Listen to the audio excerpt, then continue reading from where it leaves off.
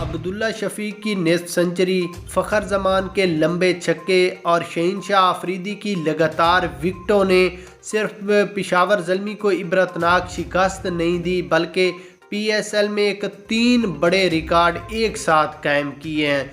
यहाँ पर आपको लाहौर कलंदर्स की जीत और उसके बाद बड़े बड़े रिकॉर्ड आपको बताते हैं। उससे पहले वीडियो को लाइक करें और चैनल को ज़रूर सब्सक्राइब करें। उसके बाद अगर यहाँ पर पहले हम मैच की हाइलाइट्स पर नज़र डालें तो लाहौर कलंदर्स ने 241 रन्स का टारगेट दिया, जबकि पेशावर ज़ल्मी की टीम ये टारगेट बनाने में नाकाम रही, जिसमें फ़खर जमान और अब्दुल्ला शफीक ने बहुत ही अच्छी बैटिंग करते हुए फ़खर ने 96 जबकि अब्दुल्ला शफीक ने 75 रन्स की इनिंग्स खेली।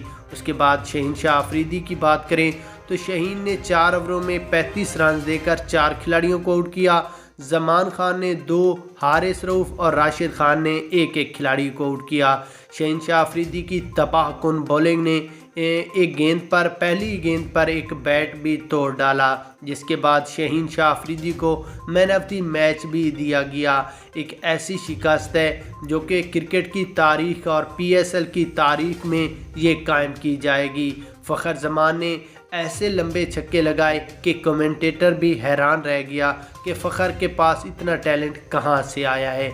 उसके बाद अगर यहाँ पर लाहौर कलंदर्स की बात करें तो बॉलिंग लाइन की बात करें तो बॉलिंग इनकी उम्दा रही। बैटिंग की बात करें तो बैटिंग सबसे आला रही, जबकि बाबर आजम अपनी बैटिंग दिखाने में बिल्कुल ही फलाप रहे, जिसकी वजह से बाबर आजम ये हार का मुंह देख रहे हैं। वरना पेशावर ज़ल्मी जीता हुआ मैच सिर्फ छोटी छोटी गलतियों की वजह से आ रहा है। आप भी कमेंट्स में लाजमी बताएं।